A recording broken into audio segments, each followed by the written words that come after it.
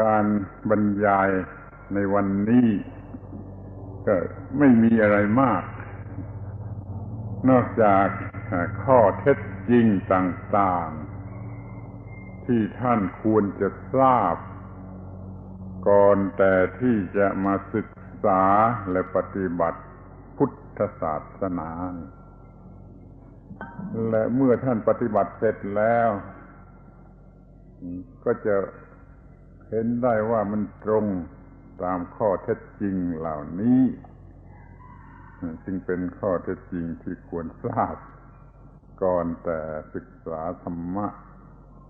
สำหรับตรวจสอบกับเมื่อศึกษาธรรมะปฏิบัติธรรมะเสร็จแล้วว่ามันจะตรงกันหรือไม่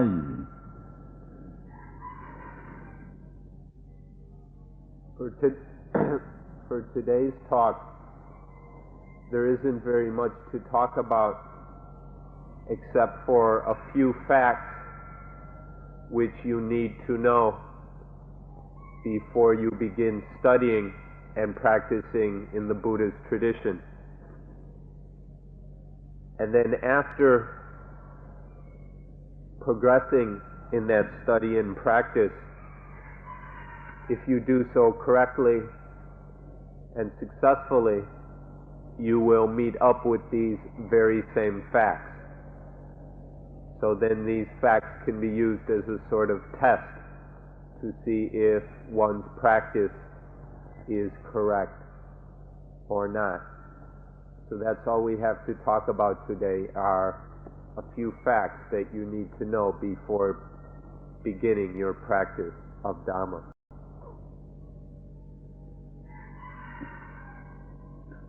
และหัวข้อที่จะต้องทราบเหล่านี้ก็มีตามหลักทั่วๆไปที่จะใช้ในการศึกษาวิชาอะไรก็ได้ก็คือหัวข้อว่าทำไมคือทำไมจะต้องศึกษาธรรมะคือพุทธศาสนาแล้วหัวข้อถัดไปก็อะไรคือตัวพุทธศาสนาแล้วว่าใครเป็นผู้ประกาศพุทธศาสนาหรือจะเรียกอีกทีหนึ่งว่าพุทธศาสนาเป็นของใครกระทั่งว่ามันเป็นกรรมสิทธิ์เป็น authority นะหรือเปล่าเมื่อเราจะปฏิบัติอย่างไรปฏิบัติพุทธศาสนาแบบอย่างไรแล้วจะรู้ได้อย่างไรว่าเราปฏิบัติถูกต้องครบถ้วนแล้วนี่คือหัวข้อ Today we will discuss certain points which apply to any object or subject of study. But we will be applying these 5 points specifically to Buddhism. The first point that we need to look at is why we need to study the Dhamma, or why we need to study Buddhism. The second point is, what is this thing that we are studying? What is this thing which we are calling Buddhism? Third is,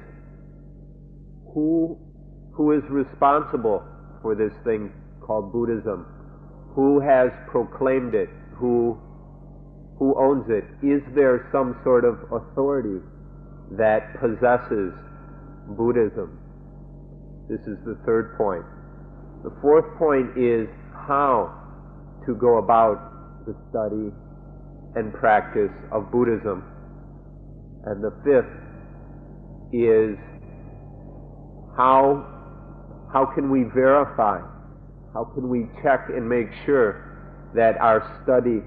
and practice of the Dhamma, of Buddhism, is correct? How can we verify that our practice is correct? These are the points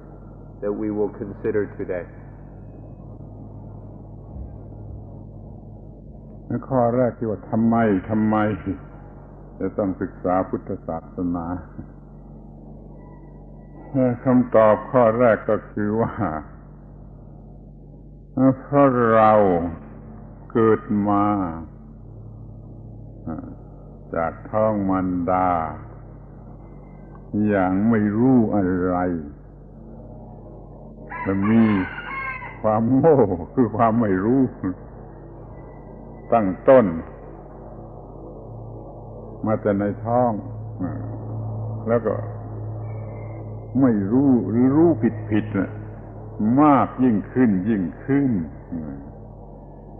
เช่นว่าไม่รู้ว่าเกิดมาทำไมอย่างนี้เป็นก็ไม่รู้ข้อแรกถ้าพอเราเกิดมามันก็ตั้งต้นโง่เนี่ยขออภัยใช้คำมันหยาบคายว่ามันตั้งต้นโง่เด็กทารกเกิดมาพอได้กินอร่อยก็รักไม่อร่อยก็โกรธก็มีชอบไม่ชอบยินดียินร้ายเพิ่มขึ้นจนเป็นนิสัยแล้วก็เป็นทุกข์เพื่อจะแก้ความโง่เขลาที่ติดมาแต่ในท้องนี่ให้หมดไปเราจึงศึกษาพุทธศาสนา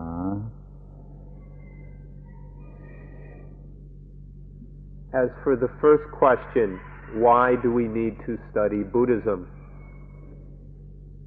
The first answer we can give to this is because we were born from our mother's wombs in a condition of ignorance. We were born into this world in the state of ignorance or not knowing. If we put it more bluntly, we need to study Buddhism because we're stupid. Excuse us for using such a blunt and crude word, but we don't want you to overlook this very important point. We came into this world stupidly, without any knowledge of the way things are, not even knowing why we were born or what we're going to do about it once we've been born.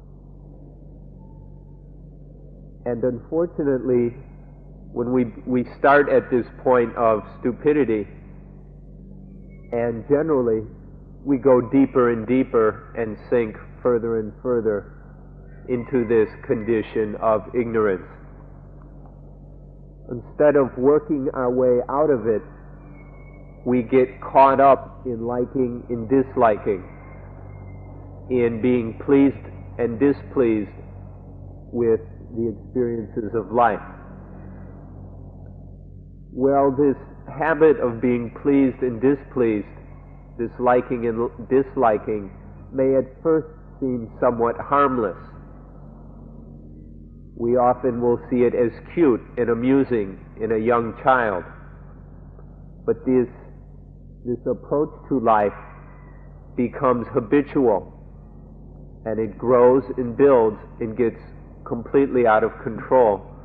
until the point where the mind is entirely enslaved by this. And so this is why we need to study Buddhism, because we've been born into this world in a state of ignorance. ทีนี้อีกอย่างหนึ่ง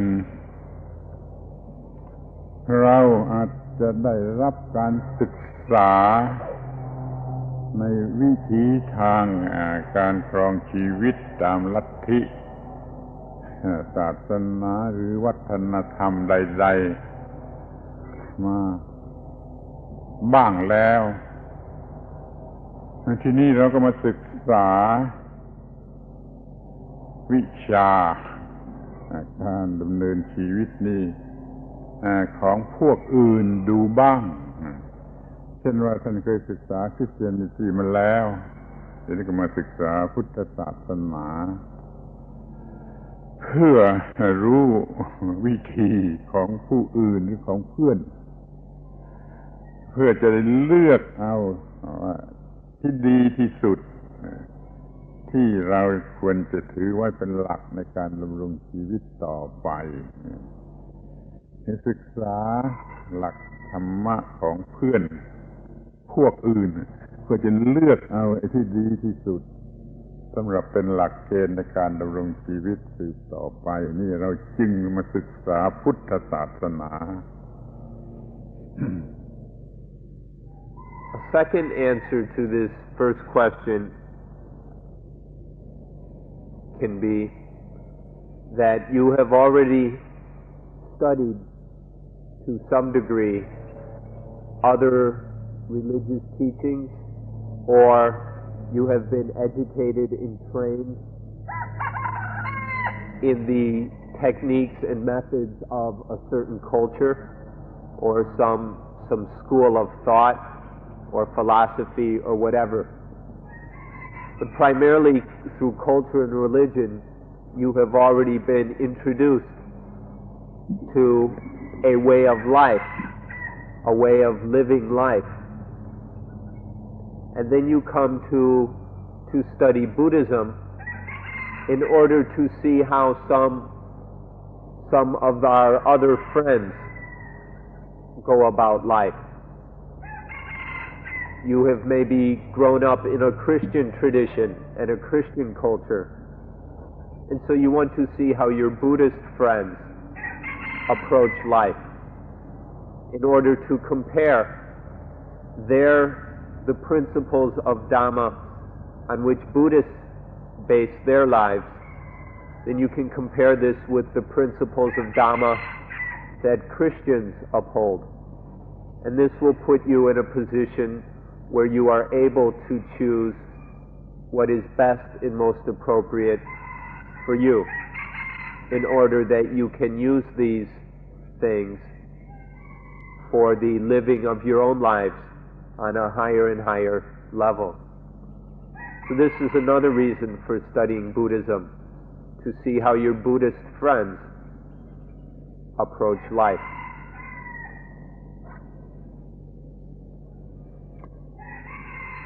ทีนี้เราก็มาถึงข้อที่ว่าอะไร what คือพุทธศาสนา อยากจะพูดทำความเข้าใจกันหน่อยในข้อที่ว่าพุทธศาสนาเป็น religion หรือไม่ โดยมากก็ถือกันว่าถ้าไม่มีพระเจ้าก็ไม่ใช่ religion แต่เดี๋ยวนี้พุทธบริษัท มีเหตุผลที่จะกล่าวว่าเราก็เป็น religion มีกฎของธรรมชาติเป็นพระเจ้าอย่างไม่ใช่บุคคลดังนั้นในพุทธศาสนานี่ก็มีพระเจ้ามีพระเจ้าอย่างไม่ใช่บุคคลอีกอย่างหนึ่งคำว่า religion นั้นหมายถึงการปฏิบัตินะระบบการปฏิบัติที่ทำให้มนุษย์เกี่ยวข้องสัมพันธ์กันกับสิ่งสูงสุดคือดับทุกข์สิ้นเชิงมีการปฏิบัติเพื่อให้มนุษย์สัมพันธ์กับสิ่งสูงสุดนี่ก็เรียกว่า religion ได้ดังนั้นพุทธศาสนาก็เป็น religion ด้วยเหมือนกันอย่าเข้าใจว่าถ้าไม่มีพระเจ้าอย่างบุคคลแล้วจะไม่ใช่ religion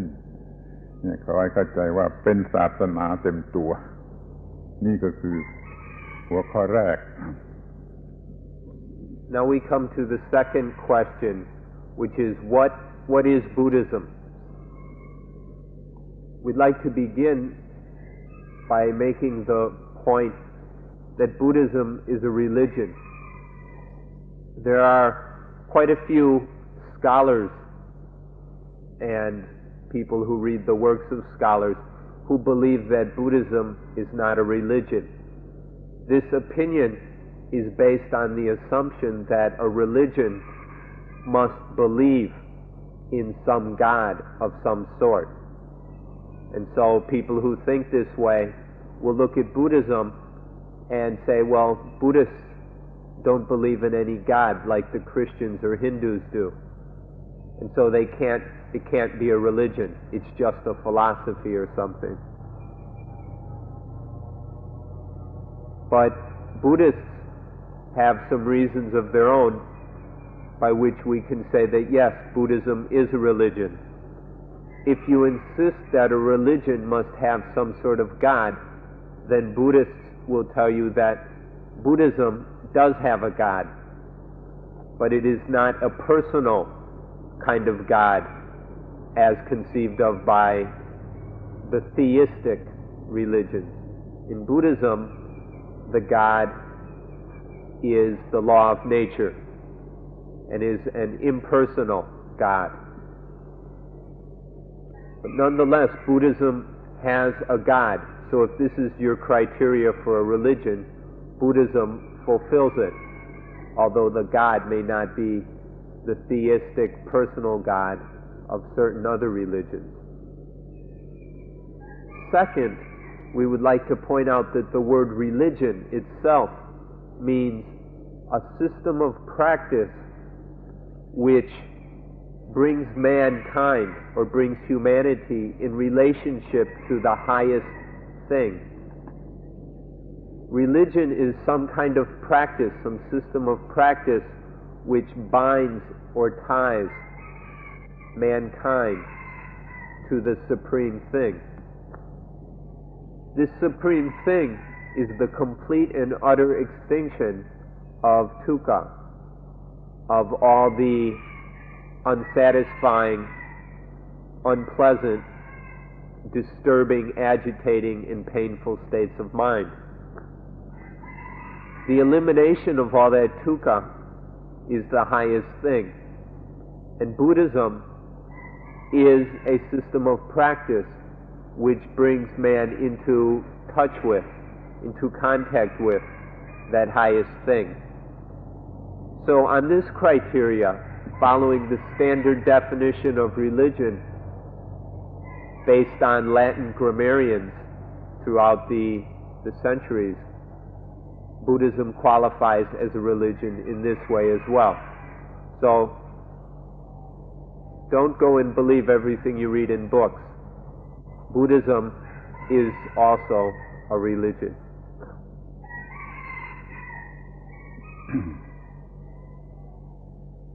เมื่อเป็นดังนี้เราก็จะเห็นได้ต่อไปว่า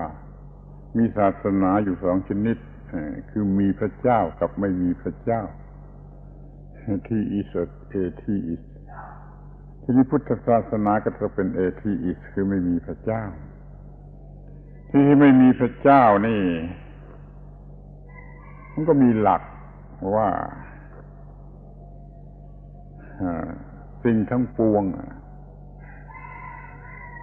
เกิดขึ้นแล้วเป็นไปตามกฎของวิวัฒนาการเลยเรียกคนพวกนี้ว่า evolutionist ส่วนพวกที่ยังมีพระเจ้านะเขาก็เชื่อว่าไม่ใช่วิวัฒนาการแต่พระเจ้าสร้างความเชื่อระบบนั้นก็ได้ชื่อว่าเป็น creationist คือผู้ที่เชื่อว่ามีพระเจ้าสร้างเดี๋ยวนี้เราจะมาศึกษาพุทธศาสนาเราก็จะต้องรู้ว่าเรากำลังจะมาศึกษาความรู้ในระบบที่เชื่อว่าไม่มีผู้สร้างมีแต่วิวัฒนาการตามกฎของธรรมชาตินี่คือข้อที่จะต้องทำความเข้าใจกันเสียให้ถูกต้องตั้งแต่ทีแรก When we talk about this thing we call religion, we need to be aware of the point that there are two kinds of religion in the world. There is what we can call theistic religion, religions that are based in some sort of personal God. And then there are other religions that do not have this kind of personal God, but which we can say have an impersonal God. And these kinds of religions we might call atheistic, if we understand this properly. These later kinds of religions, and Buddhism in particular, are religions that hold that everything happens as a sort of natural evolution. And so we can call this latter group of religions evolutionary religions, where things happen in an evolutionary way according to the law of nature. The other kind of religions believe in some sort of God that creates things. There is some kind of God pulling the strings and running the show. And this group of religions are called creationists. So to understand the word religion properly, we need to see these different kinds of religion.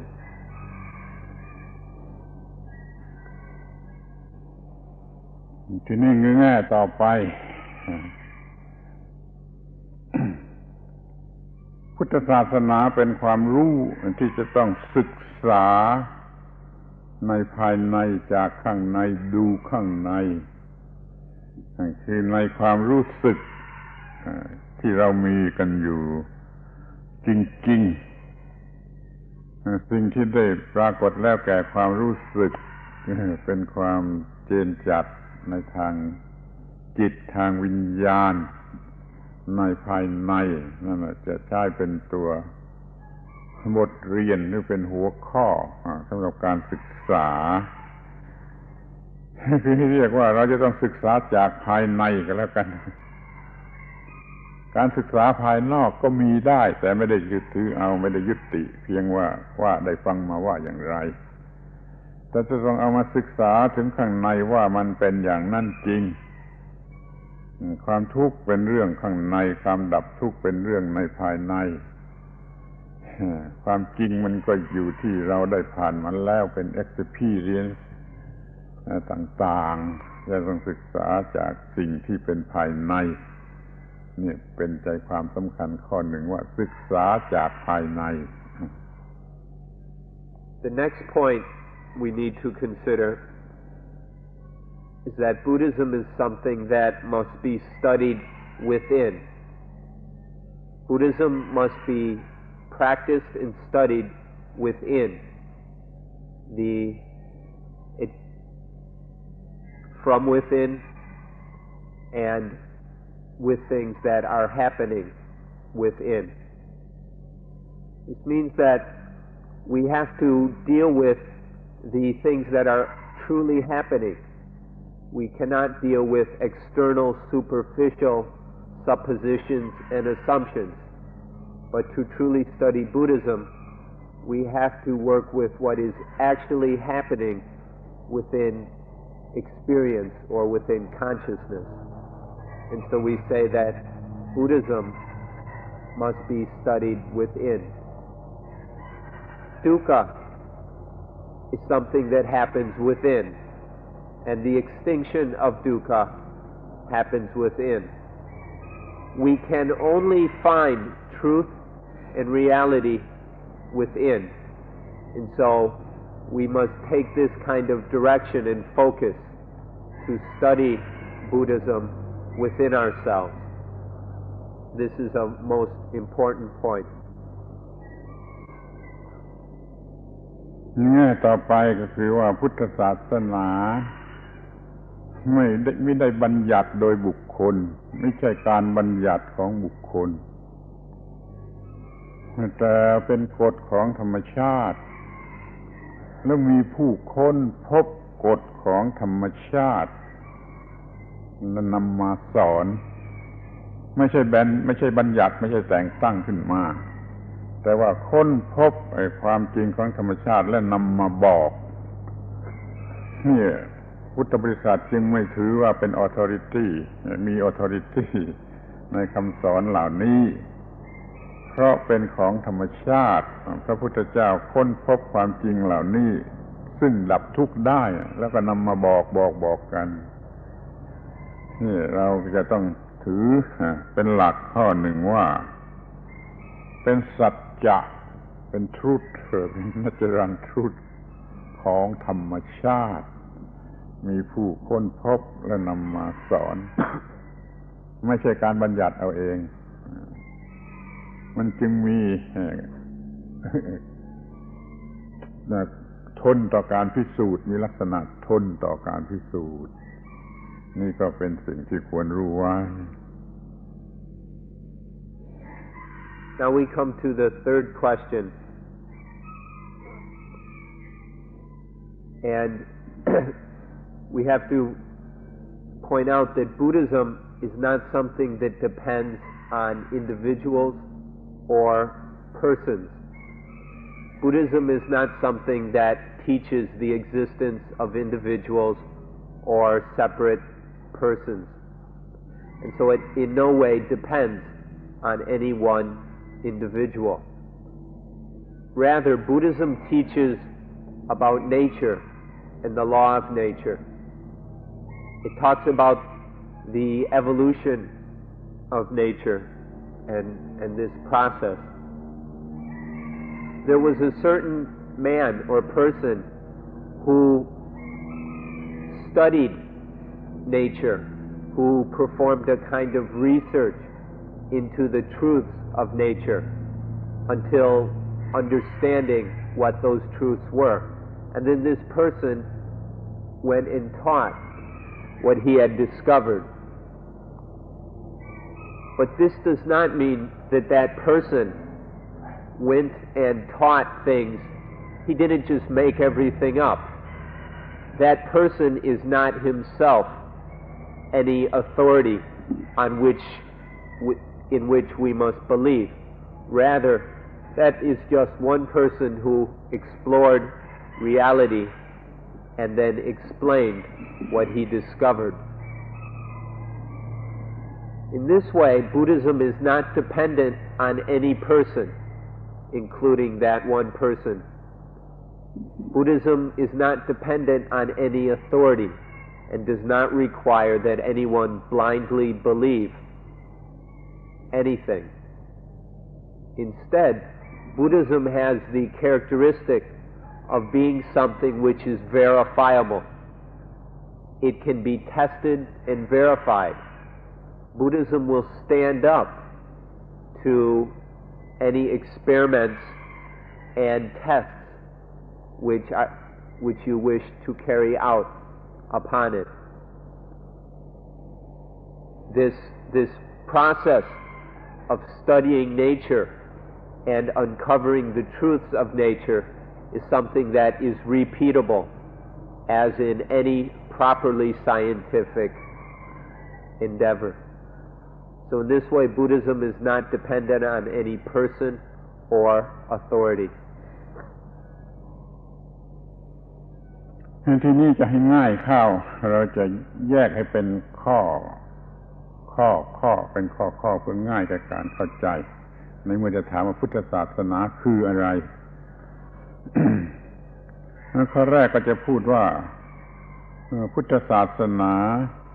ก็คือการค้นพบหรือ discovery เนี่ยของพระพุทธเจ้าเป็นการค้นพบของพระพุทธเจ้าค้นพบกฎธรรมชาติความจริงของธรรมชาติในส่วนที่เกี่ยวกับความดับทุกข์ไม่เกี่ยวกับเรื่องอื่นมากมายแต่ในส่วนที่เกี่ยวกับความดับทุกข์และทรงค้นพบหมดครบถ้วนแล้วก็นำมาสอนโดยแง่นี้เราก็พูดได้ว่าพุทธศาสนาคือการค้นพบของพระพุทธเจ้าข้อหนึ่ง We can break this up into separate points so it is to make it simpler and more easy to understand. So first we'll say that Buddhism is the discovery of the Buddha. The Buddha discovered the law of nature. He studied nature until discovering this law. And then after discovering it, he taught it. So Buddhism is the discovery of the Buddha regarding the law of nature as is relevant to the elimination of dukkha. This discovery of the Buddha is specifically directed to the elimination of dukkha, to the cessation of suffering. So this is what Buddhism is, the discovery of the Buddha. ข้อที่สองก็คือว่าพุทธศาสนาเป็นสติปัญญาหรือเป็น wisdom ของพระพุทธเจ้า คือพระพุทธเจ้าค้นพบความจริงของธรรมชาติมากมายมหาศาลจนเปรียบได้กับว่าเป็นใบไม้หมดทั้งป่าทั้งโลกใบไม้หมดทั้งโลกแล้วพระพุทธเจ้าก็เลือกคัดเฉพาะที่จำเป็นที่มีประโยชน์เอามาสอนเพียงเท่ากับใบไม้กำมือเดียวเท่ากับใบไม้กำมือเดียว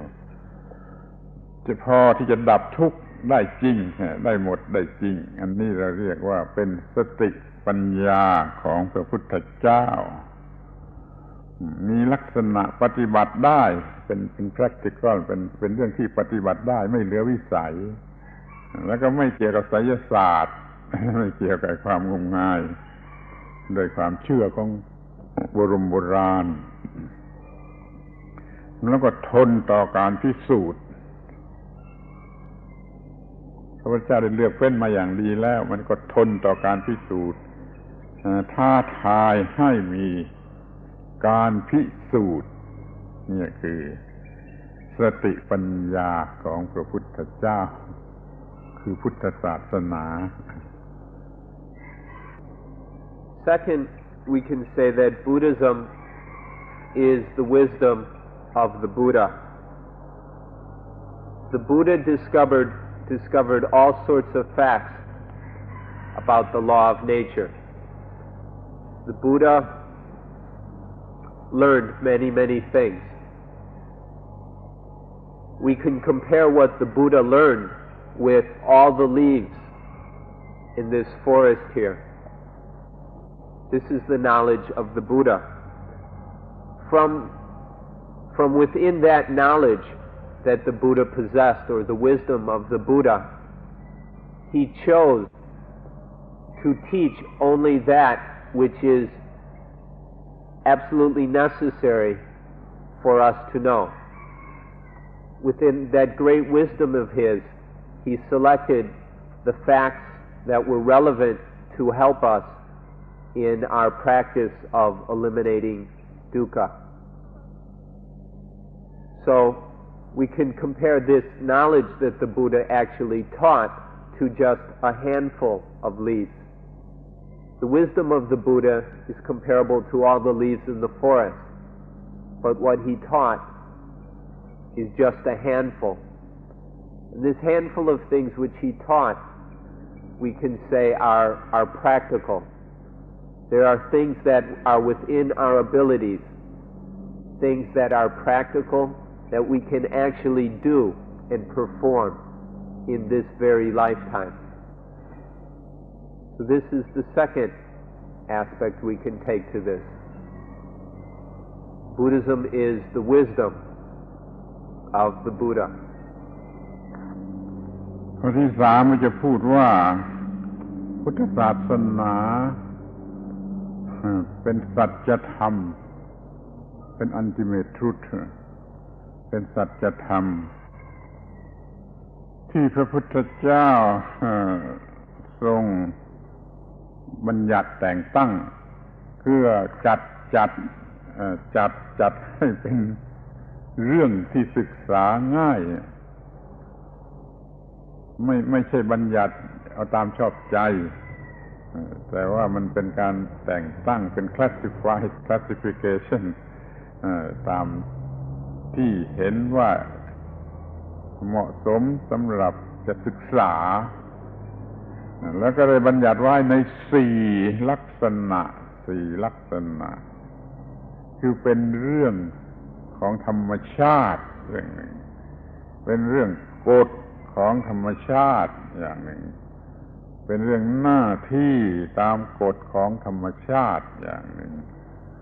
แล้วก็เป็นผลที่จะได้รับจากการปฏิบัติหน้าที่นั้นขอให้ท่านทั้งหลายกำหนดจดจำความหมายทั้ง4อย่างนี้ไว้ให้ดีๆอย่าให้ปะปนกันและจะช่วยเกิดความง่ายได้ที่สุดในการจะศึกษาพุทธศาสนา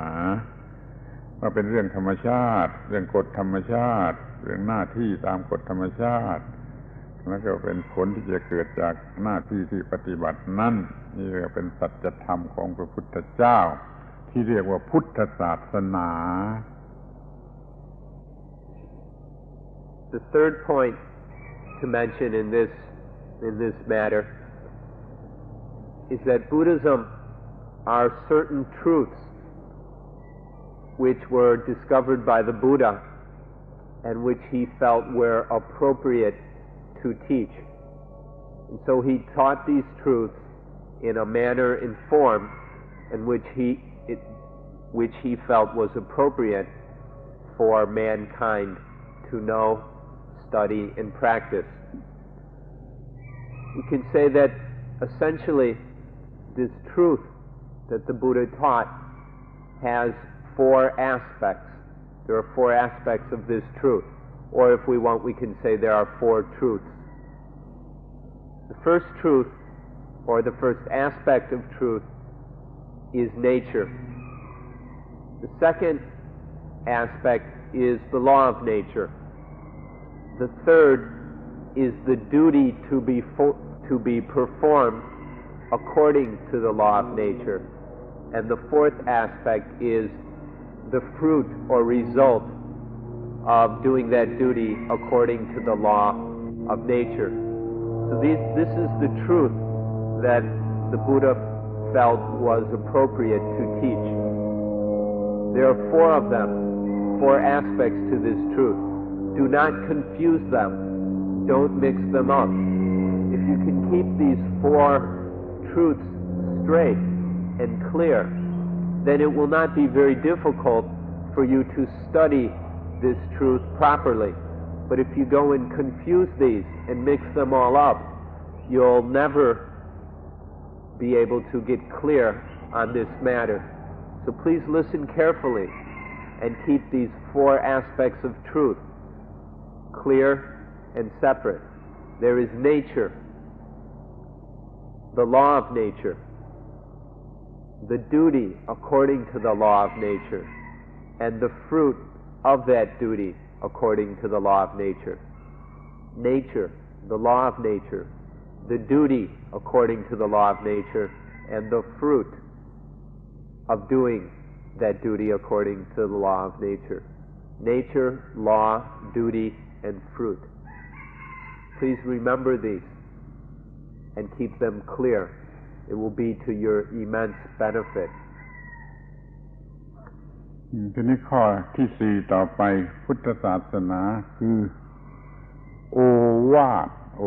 ทหรือ doctrine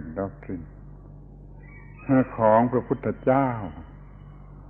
พระพุทธเจ้าทรงยืนยันไว้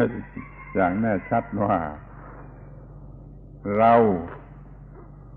สอนแต่เรื่องความทุกข์กับความดับไม่เหลือแห่งความทุกข์เท่านั้นเรื่องอื่นไม่สอนเดี๋ยวนี้มีคนเอาเรื่องต่างๆเข้ามาใส่ในพุทธศาสนาว่าเป็นคำสอนของพระพุทธเจ้าจนผิดจนตะเลิดออกไปนอกขอบเขตนี่ก็เป็นของใหม่เป็นของไม่ใช่พุทธศาสนาเดิมแท้หรือพุทธศาสนาตัวแท้ที่พระพุทธเจ้ามุ่งจะทรงสั่งสอนคือเรื่องทุกข์กับความดับทุกข์เท่านั้นท่านทั้งหลายอย่ารับเอาปัญหาอย่างอื่นเข้ามาใส่ให้มันมากมายให้มันยุ่งยากให้มันยังเหลือแต่เรื่องความทุกข์กับความดับไม่เหลือแห่งความทุกข์2 เรื่องเท่านั้นอย่าเอาเรื่องอื่นเข้ามาปนโอวาทหรือด็อกทรินของพระพุทธเจ้ามีเพียงเท่านี้ The fourth meaning of Buddhism is that Buddhism is the doctrine of the Buddha, the Ovata or doctrine of the Buddha. The Buddha's doctrine is very, very simple. The Buddha taught merely 2 things. The Buddha taught only dukkha and the end, the complete and final end of dukkha. This is the doctrine of the Buddha, dukkha and its utter cessation.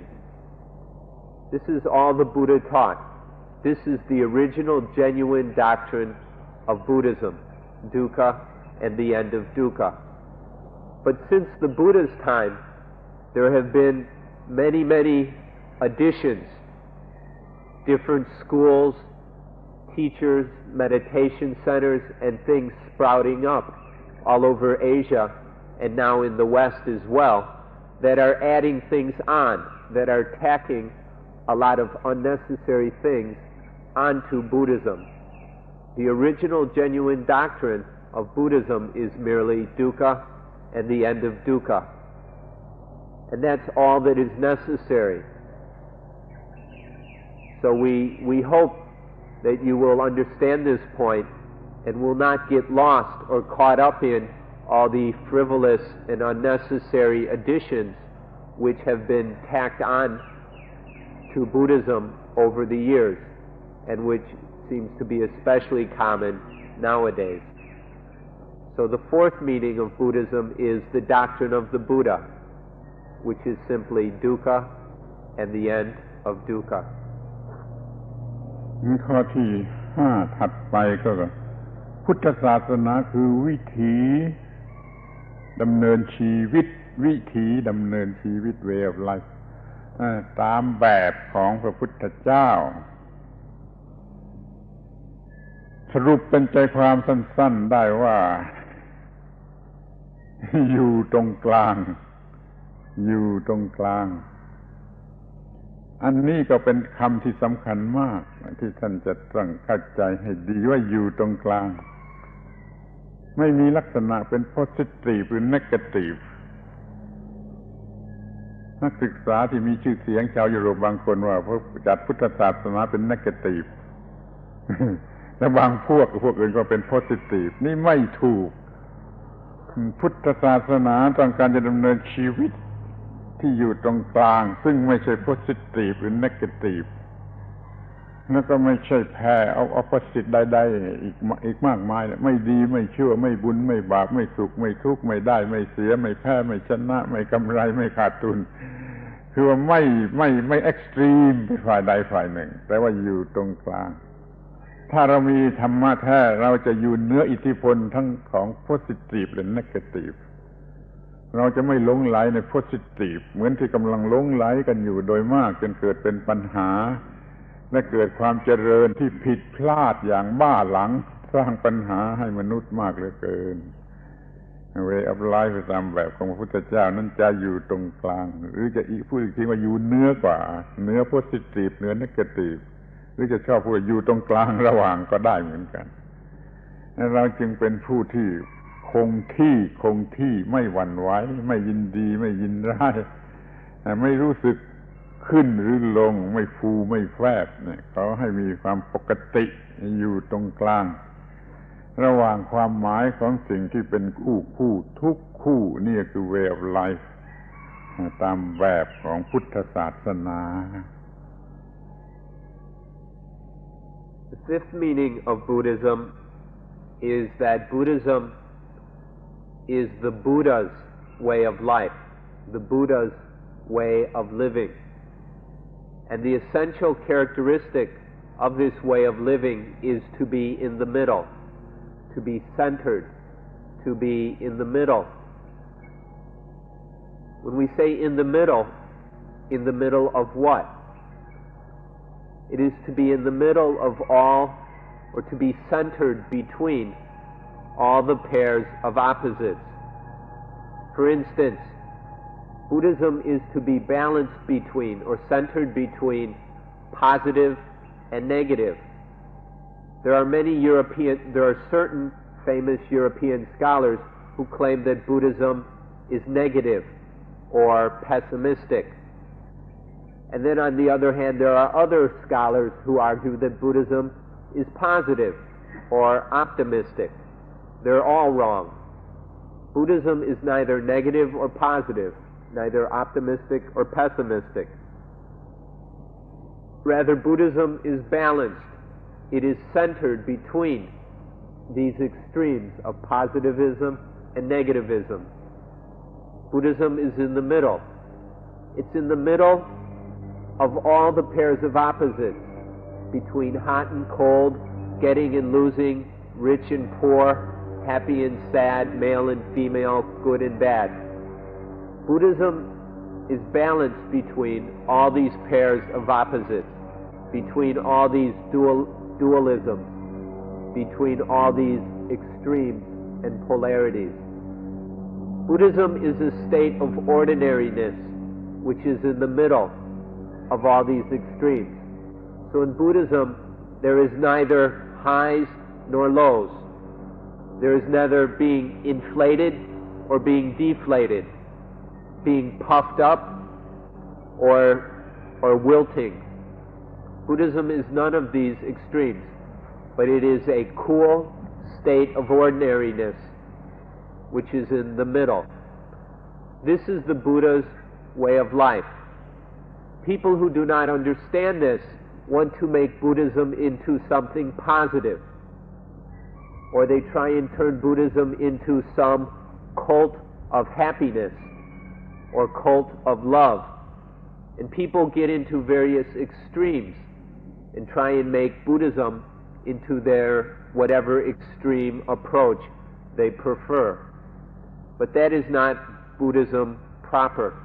That is some aberration. Buddhism itself is balanced. It is in the middle. It is not caught up in any of these extremes.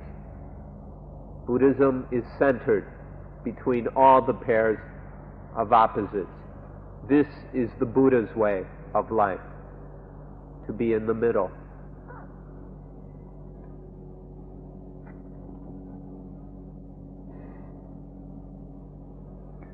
ที่ 6 ใช่ไหม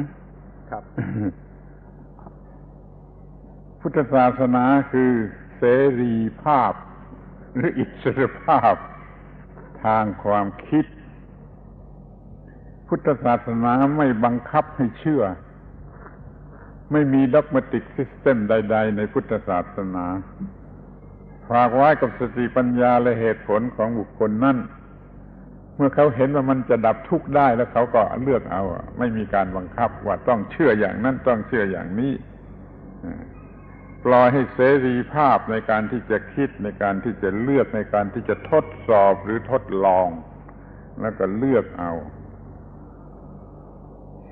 จนพระพุทธเจ้าตรัสว่าแม้ที่ฉันพูดก็ไม่ต้องเชื่อนะพระพุทธเจ้าตรัสที่ท่านพูดเองก็ยังไม่ต้องเชื่อเอาไปดูว่ามันจะดับทุกข์ได้หรือไม่ถ้าเห็นว่ามันจะดับทุกข์ได้ก็ลองดูนี่เป็นเสรีภาพอย่างยิ่ง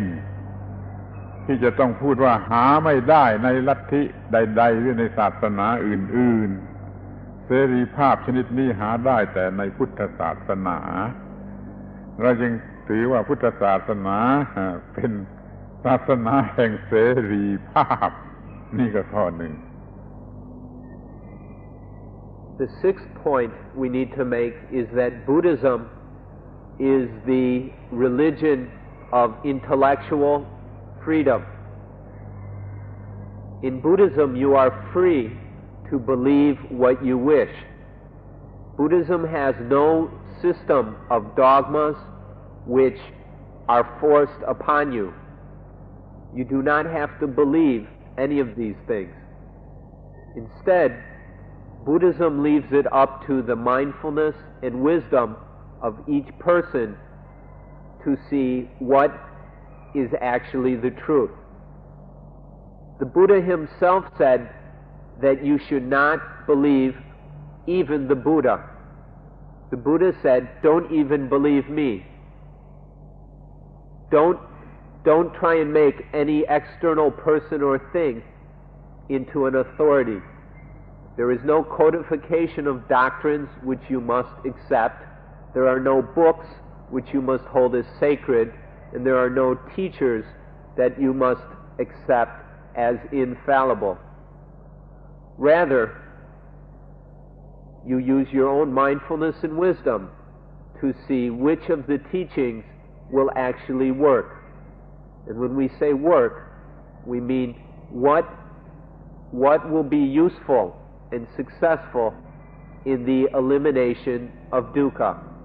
This is something you can see for yourself. Anything that works, anything that will eliminate dukkha, that is right. And so you do not have to rely on any authority. You can experience Buddhism yourself and know what is true Buddhism through your own experience. You can verify it. Anything that is truly Buddhism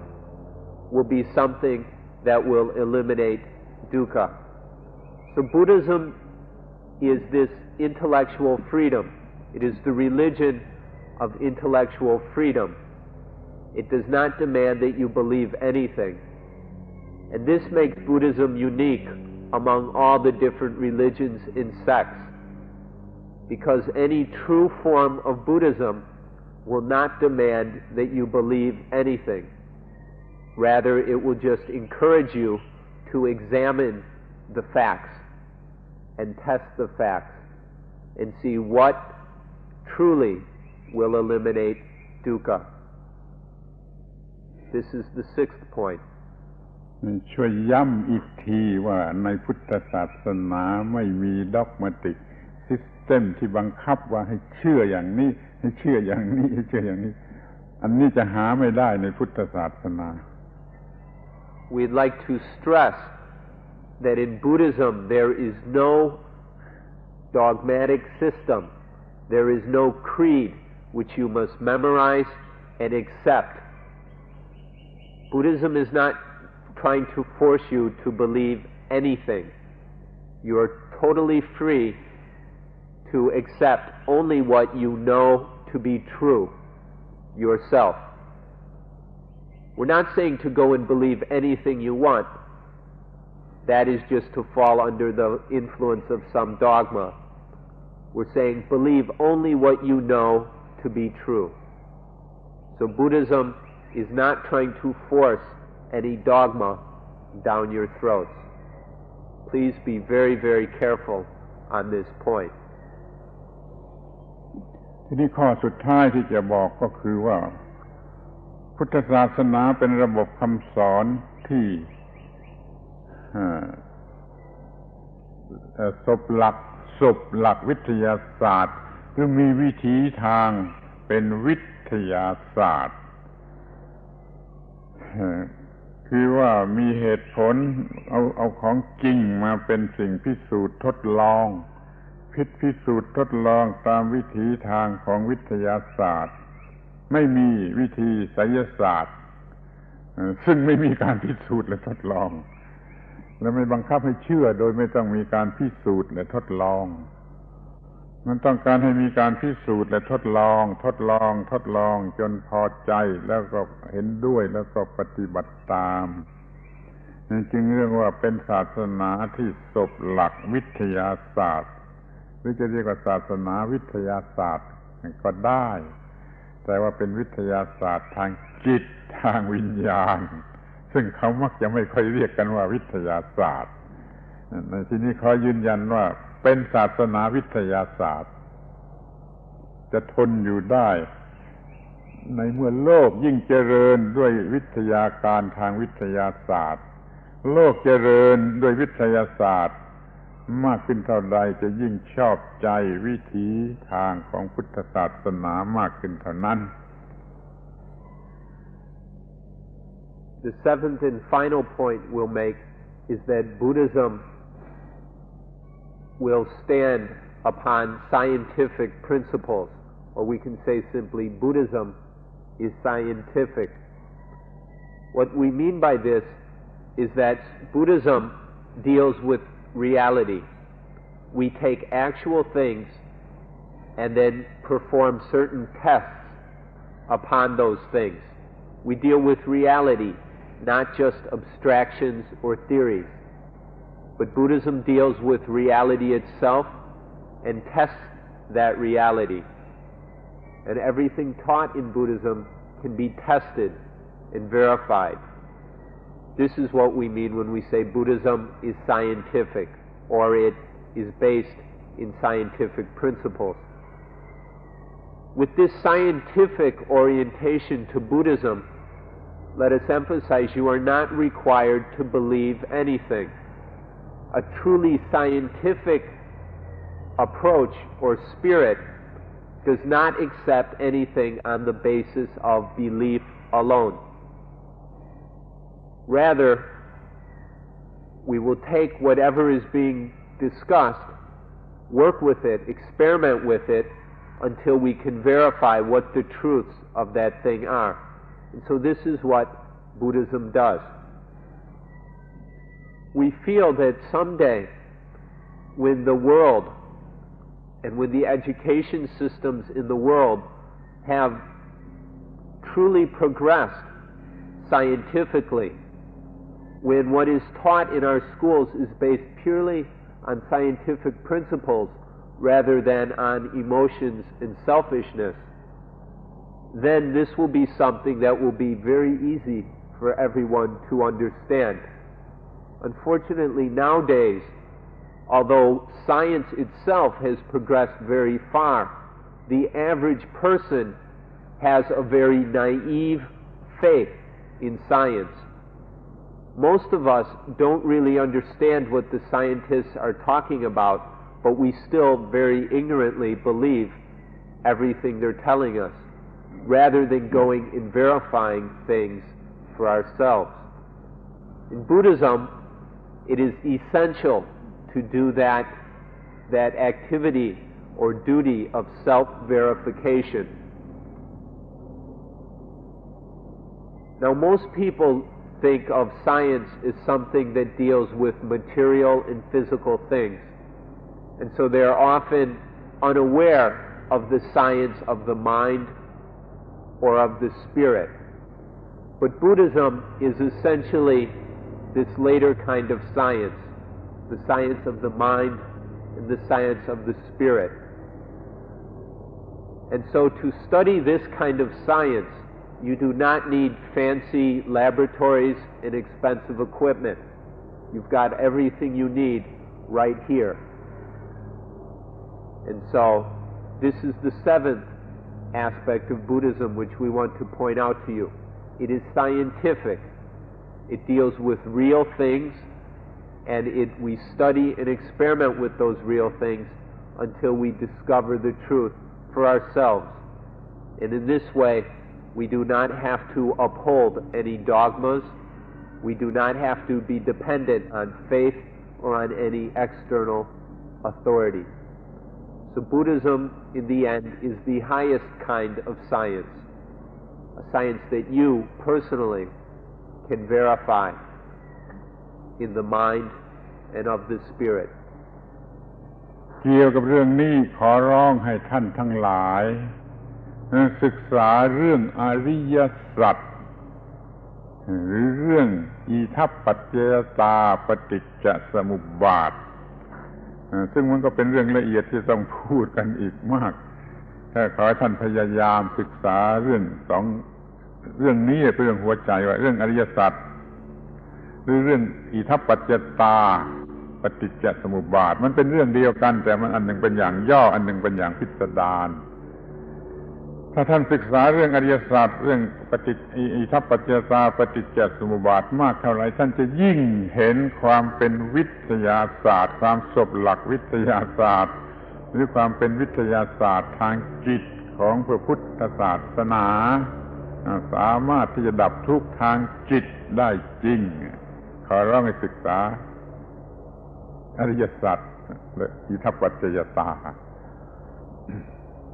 So on this point, we encourage you. We would, even to do more than that, we would like to push you to study the truths that we call the Ariya Satya, the Four Noble Truths. We encourage you very strongly to study these things, to study the Four Noble Truths, to study Itapajayata, the law of cause and effect, the law of nature, or study Paticca Samuppada, the dependent origination of things, that things in their arising are dependent on other things. This is the heart of Buddhism, the Four Noble Truths, Itapajayata, dependent origination. And so, if you really study these things, the more clearly you understand them, the more you will see that Buddhism is genuinely scientific. If you just go and believe this stuff, then you'll never know whether it's scientific or not, because you'll never get beyond your foolish, credulous belief. But if you actually look into these things and study them honestly and sincerely, then you will see that Buddhism is a science. You will see that the Four Noble Truths, that the law of cause and effect, and that dependent origination, that these are all scientific. They deal with real things and can be verified. They can be tested. And you can do this within your own abilities and limits. None of this is beyond your ability. It is something that any normal human being can do. So we encourage you to study these things and discover the scientific basis of Buddhism. You don't have to believe it, but you do have to go out, study it, and experiment and do the necessary work. ทีนี้ก็มาถึงปัญหาข้อต่อไปที่ว่าของใครพุทธศาสนาของใครเมื่อตั้งปัญหาว่ามันเป็นกรรมสิทธิ์หรือเป็น authority ของใครก็ตอบว่าไม่มีเพราะเป็นของธรรมชาติเป็นของธรรมชาติไม่ใช่ของใครโดยเฉพาะแต่ถ้าถามว่าใครเป็นผู้สอนประกาศพุทธศาสนาก็จะตอบว่าผู้ที่มีความรู้และมีความตื่นจากหลับและเป็นผู้เบิกบาน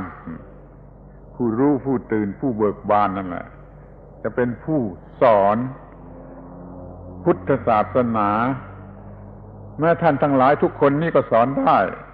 เมื่อท่านมีความรู้มีความตื่นมีความเบิกบานได้เท่าไรท่านก็สอนพุทธศาสนาได้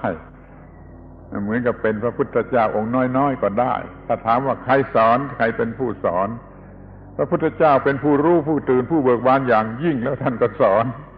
และสาวกของท่านก็เป็นผู้รู้ผู้ตื่นผู้เบิกบานแล้วก็สอนแม้ท่านทั้งหลายถ้ามีความรู้ความตื่นความเบิกบานบ้างตามสมควรแล้วท่านก็สอนได้นั่นเราจะต้องตอบว่าผู้สอนนั่นคือผู้รู้ผู้ตื่นผู้เบิกบานคำนี้ถ้าเรียกเป็นภาษาบาลีก็เรียกว่าพุทธะบุคคลผู้เป็นพุทธะคือเป็นผู้รู้ผู้ตื่นผู้เบิกบานนี่จึงเรียกว่าไม่เป็นกรรมสิทธิ์ของใครเป็นของธรรมชาติแล้วผู้ใดรู้ตื่นเบิกบานในกฎของธรรมชาติผู้นั้นจะเป็นผู้สอนนี่ถ้าถามว่าของใครหรือใครสอนท่านจะต้องตอบอย่างนี้ Now we come to the third question, which is, who does Buddhism belong to? Or on whose authority does Buddhism exist? The answer to this is no one.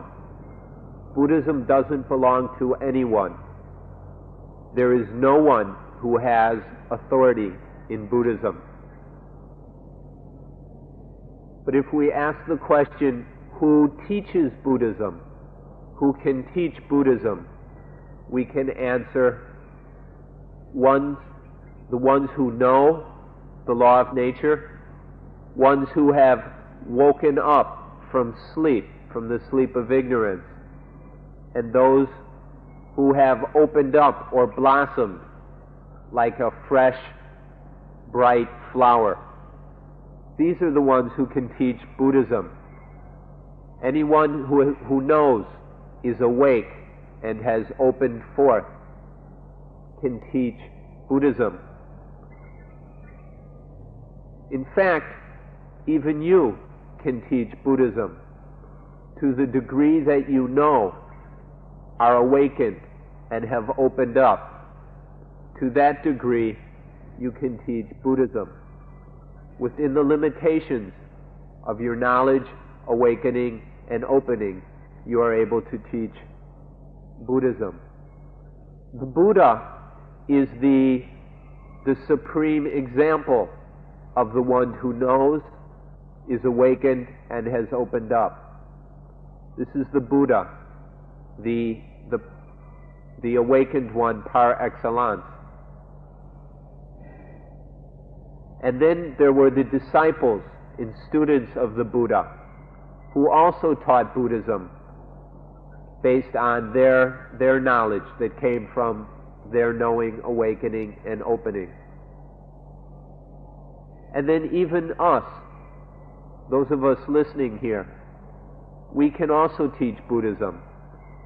to the degree that we know, are awakened, and have blossomed. So these are the ones who teach Buddhism. The meaning of Buddha, or in Thai, Buddha, is the person, the individual who knows, has awakened,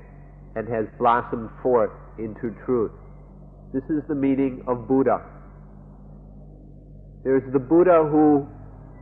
has opened up completely. And then there are the little Buddhas whose awakening and knowledge is only partial. Whether the perfect Buddha or a little Buddha, one is capable of teaching Buddhism.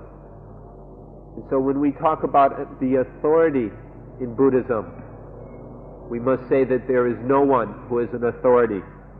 There is just nature in the law of nature.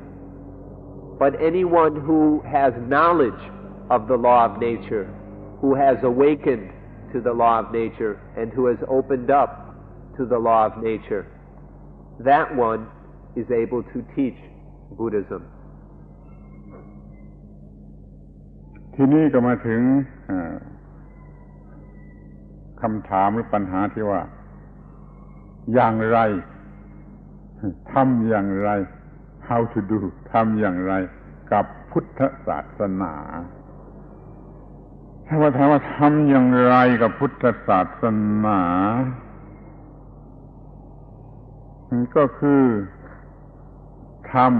ำทุกอย่างที่เป็นการพัฒนาจิตใจอบรมจิตใจฝึกฝนจิตใจเรียกว่าพัฒนาจิตใจ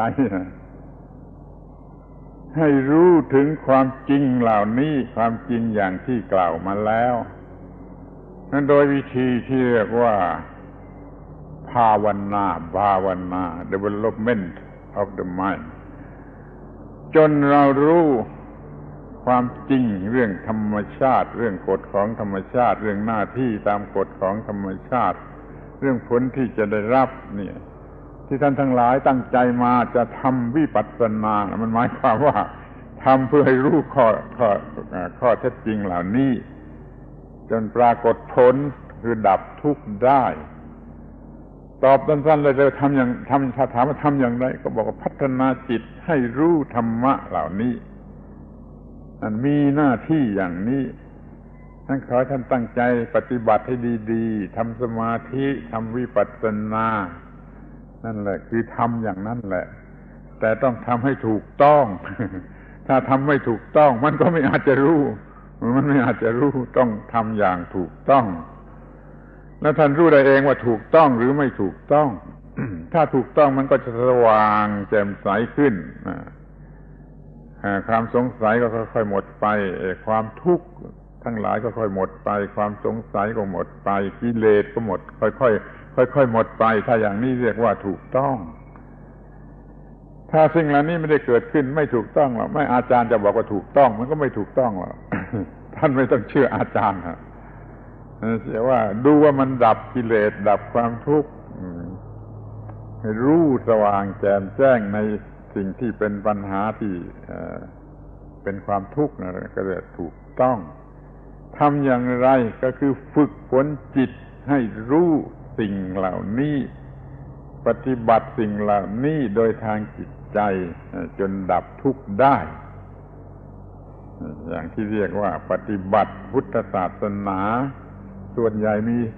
สมาธิปัญญาหรือสมถะหรือวิปัสสนาแล้วก็มีศีละ morality เนี่ยเป็นพื้นฐาน ดำเนินชีวิตอย่างมีศีลแล้วก็จะง่ายในการที่จะทำสมถะและวิปัสสนานี่ทำอย่างไรทำอย่างไรก็ตอบว่าทำอย่างนี้ทำอย่างนี้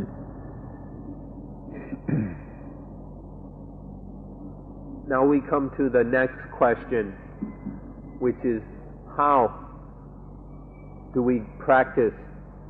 this thing called Buddhism? How do we do it? How do we do Buddhism? The answer is to develop, to produce, to give rise to the truths which we mentioned earlier. In Pali there is the word pavana, which means to develop or to produce, to make happen. Make these truths happen within the mind. Develop the mind. Use various techniques which are available to train and develop the mind. Develop certain faculties and skills of the mind which are useful in order to give rise to this truth, so that the mind sees this truth clearly. We'll remind you that the truths we're talking about are nature, the truth of nature, the truth of the law of nature, the duty according to the law of nature, and the fruit of that duty according to the law of nature. As these truths develop, until when the mind sees into and realizes these truths more and more deeply, whatever development of the mind is bringing this about, that is the practice of Buddhism. Buddhism is essentially giving rise to these truths in the mind. This is something you can verify for yourself. There's a lot of information going around in the world these days.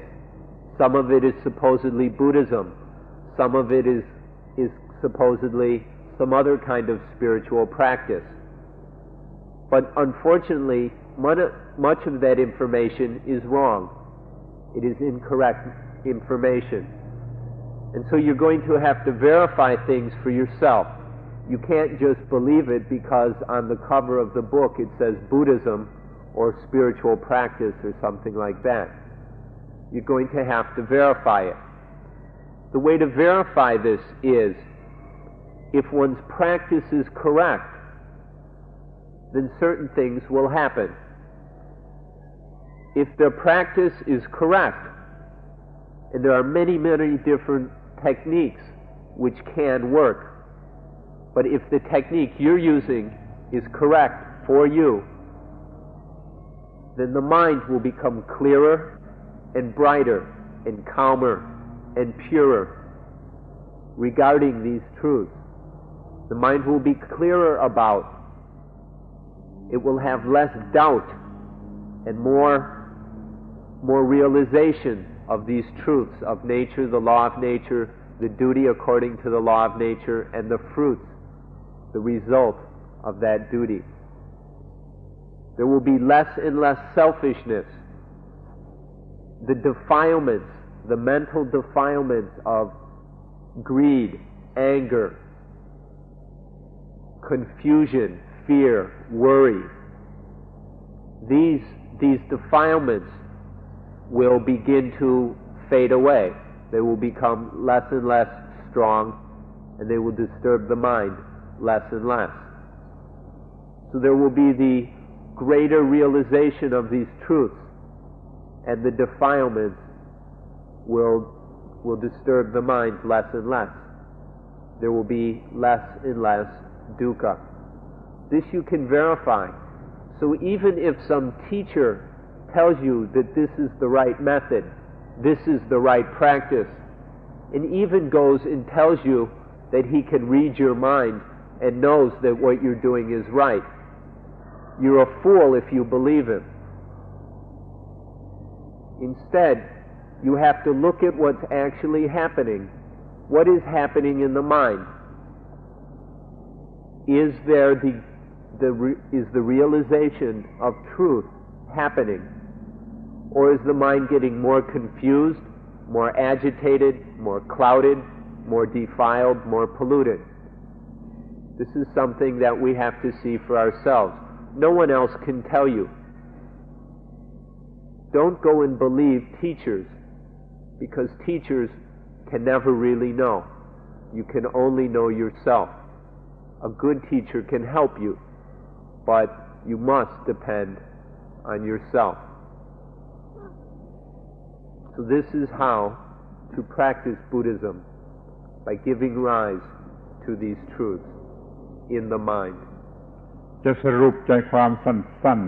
ๆจำง่ายๆอีกทีหนึ่งก็ได้ว่า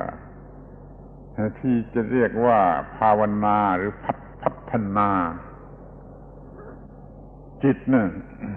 คือทำจิตให้เป็นสมาธิมีสมถะและทำจิตให้มีปัญญาหรือวิปัสสนามีอยู่สองขั้นตอนที่เรียกว่าพัฒนาจิตนั่นคือทำสองขั้นตอนในขั้นแรก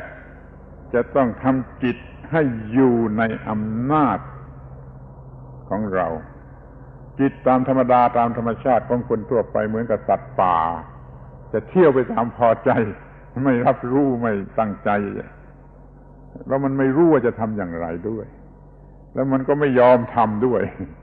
เช่นท่านจะทำสมาธิมันก็ไม่ยอมทำไม่ยอมที่จะทำสมาธิหรือเป็นสมาธิดังนั้นเราต้องมีการกระทำชนิดที่เรียกว่า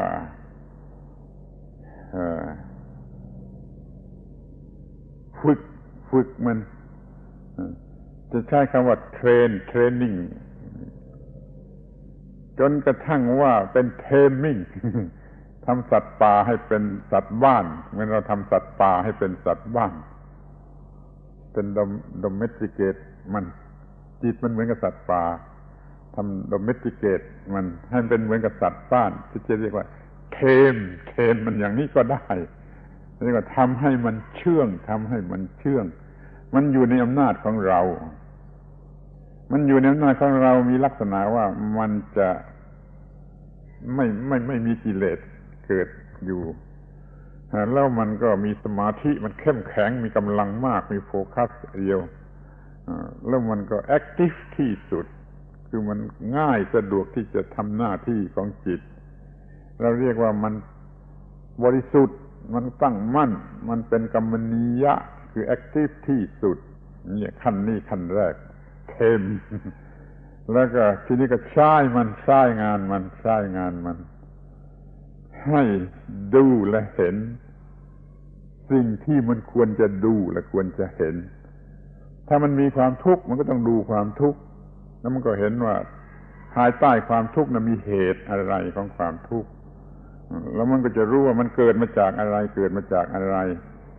ตามวิธีที่เรียกว่าอิทัปปัจจยตาปฏิจจสมุปบาทแล้วมันก็รู้มันเป็นอย่างนี้นี่เราต้องจัดการอย่างนี้จัดการอย่างนี้ด้วยความรู้อย่างนี้เป็นความรู้เป็นวิปัสสนาสมถะทำให้มันอยู่ในอำนาจของเราวิปัสสนาทำให้คือใช้มันให้ทำหน้าที่ในการศึกษารู้ธรรมะตามกฎของธรรมชาติสรุปใจความก็เป็นอย่างนี้แหละคือบังคับให้มันอยู่ในอำนาจของเราและใช้มันให้ทำหน้าที่ที่ควรจะทำอย่างนี้เรียกว่าภาวนา We can summarize this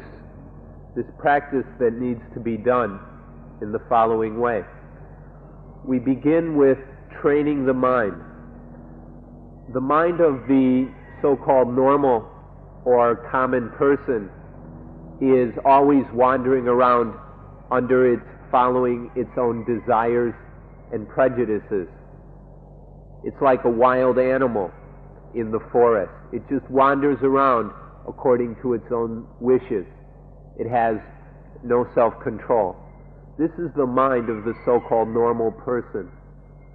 So we begin the first stage of this practice, or of this mental development of bhavana, is to train the mind. Take this wild animal and bring it under our control. We train this wild animal, the mind, until it reaches a point where we can say it is domesticated. It's no longer an animal wandering around the jungle, but it's a useful animal around the house, a farm animal or a pet that accomplishes some useful purpose at home. Then the animal is tamed.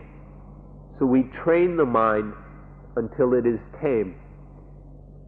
It is developed. This is the first aspect of mental development, to bring this wild mind under control, under our control. Once the mind is tamed, once it has been domesticated and brought under control, then it is used. It looks at, studies, and comes to understand certain things that need to be understood. And so then the trained mind, the tamed, domesticated mind, looks at the things that need to be looked at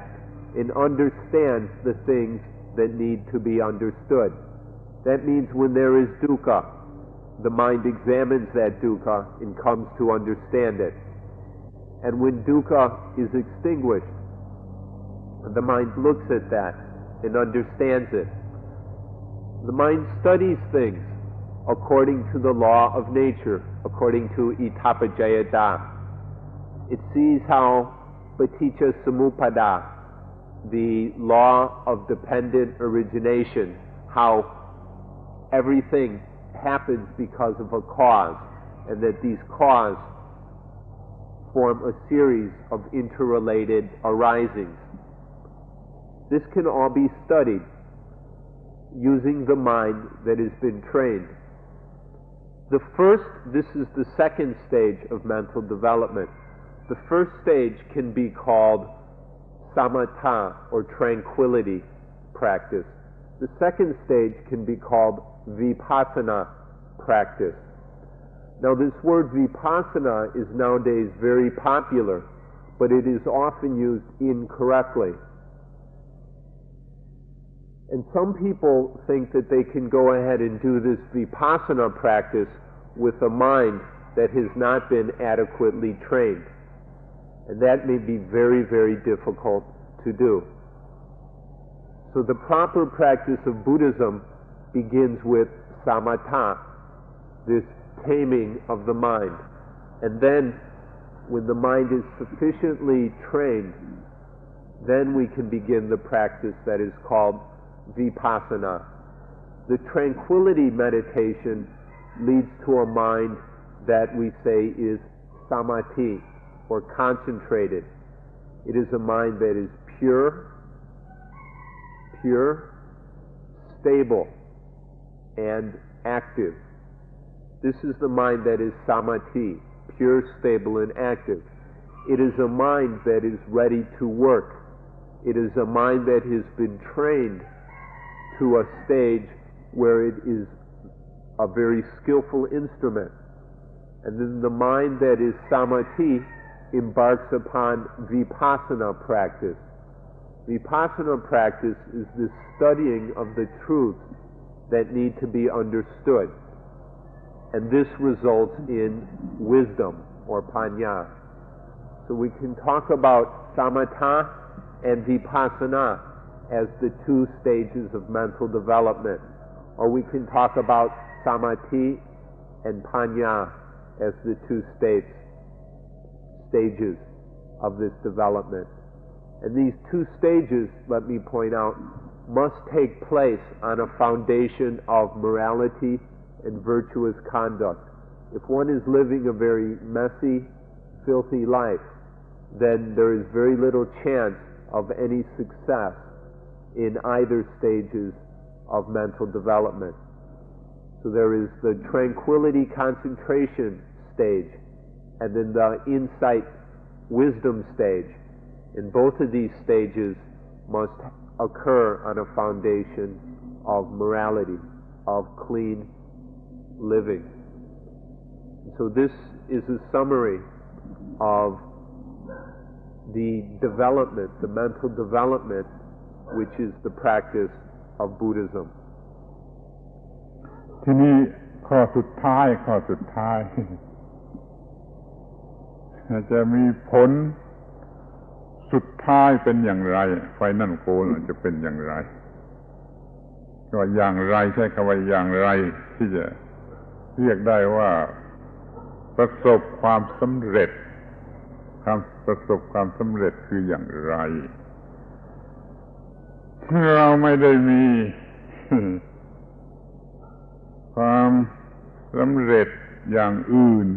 ใดเลยนอกจากความดับไม่เหลือแห่งความทุกข์ไม่ใช่คำรับรองของอาจารย์ไม่ใช่เซอร์ติฟิเคตไม่ใช่อะไรจากใครแต่เราจะรู้ได้ด้วยตนเองว่าอะไรได้หมดไปอะไรได้หมดไปอะไรได้หมดไปนี่สำคัญมากอยากจะพูดไว้ให้เป็นหลักสำหรับท่านทั้งหลายจะได้ใช้ตรวจสอบตัวเองว่าประสบความสำเร็จแล้วหรือยังถ้าว่าไอ้สิ่งเหล่านี้ยังมีอยู่แล้วก็ยังไม่ประสบความสำเร็จถ้าสิ่งนี้ลดไปก็นั่นแหละจนหมดแล้วก็เรียกว่าประสบความสำเร็จจะพูดให้เป็นตัวอย่างเป็นข้อทีละข้อดีกว่าผู้แปลจะแปลลำบากแต่ในที่นี้จะขอบอกสรุปก่อนว่ามันมีสิ่งที่ควรจะใช้เป็นหลักสังเกตว่าประสบความสำเร็จหรือไม่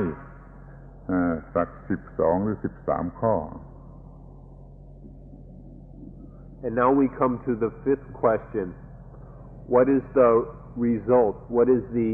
final goal of Buddhism? There is no other goal in Buddhism other than the extinction of dukkha. There's nothing but the elimination of unsatisfactoriness, of suffering, of mental fear, worry, anger, pain, despair, anguish. This is the elimination of this dukkha. This is the only goal of Buddhism. There is no other goal. And this is a goal that you will know for yourself whether it has been successfully reached or not. Nowadays there are teachers who are telling their students that they have either finished or not. This is meaningless. A teacher cannot tell you. There are even some charlatans who are passing out certificates and diplomas saying that so-and-so is an enlightened being. This is meaningless.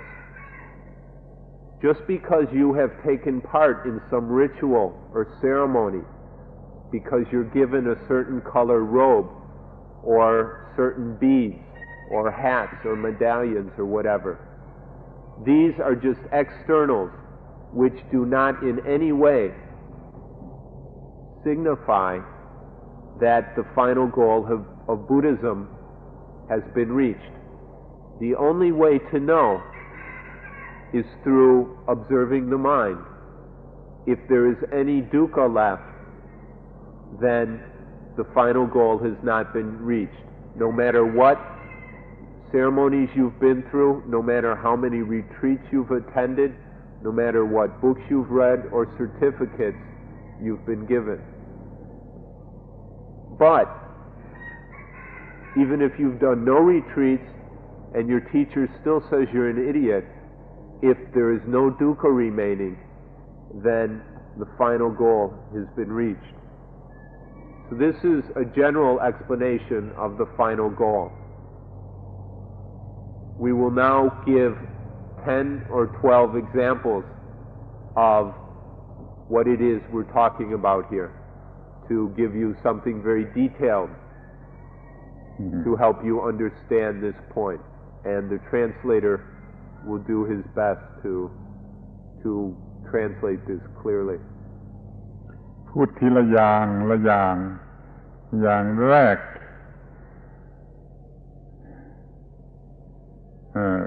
ค ความลดลงหรือหมดไปแห่งความรักทางกามารมณ์เหลือแต่ความรักที่บริสุทธิ์ข้อหนึ่ง We'll take them one at a time. The first is the steady lessening and abandoning of sexual love or love that is lustful, so that all that remains is love which is pure. This is the first. ข้อสองลดไปจนหมดความโกรธตามธรรมดาคนโกรธง่ายที่สุด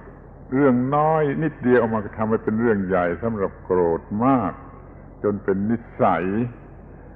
ความโกรธนี่จะลดลงและหมดไปนี่ข้อที่สอง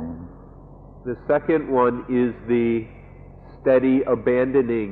of anger. Often we'll take a very, very small matter and blow it up into some big issue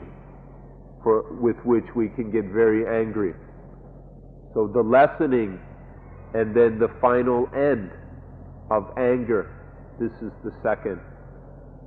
ข้อที่สามความเกลียด คนมีเรื่องที่เกลียดไปเสียเวลาไปให้เกลียดไปเสียเวลาเกลียดมีความทุกข์เราจะไม่มีอะไรสำหรับจะเกลียดไม่ต้องไปเกลียดมันให้เสียเวลานี่ความเกลียดลดลงแล้วจนกระทั่งหมดไป The third point is hatred will be lessened. Hatred, we're always getting caught up in this, and we waste so much time with hating this and hating that. And hatred accomplishes absolutely nothing. It's an utter waste of time. So this third point is that we will lessen hatred until it is finished, until there is no hatred left, and we won't waste any more of our time with this thing. ยังมีความเกลียดที่เกี่ยวกับความโง่เช่นว่าเกลียดของสกปรกหรือว่าเกลียดสิ่งที่น่าเกลียดที่เป็นความโง่ของเราไปเสียเวลาเกลียดเราอยู่เฉยๆดีกว่านี่ก็ไม่เกลียด Even hatred towards things which are hateful, such as when people leave garbage all over the place, we won't feel hatred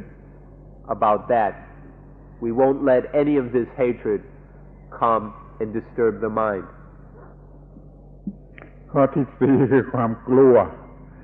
เรามันกลัวถูกสอนให้กลัวมาตั้งแต่เล็กๆถูกสอนให้โง่จนกลัวนั่นกลัวนี่ไม่มีเหตุผลเราจึงมีความกลัวง่ายแล้วกลัวมากไอ้ความกลัวนี้จึงลดลงและหมดไป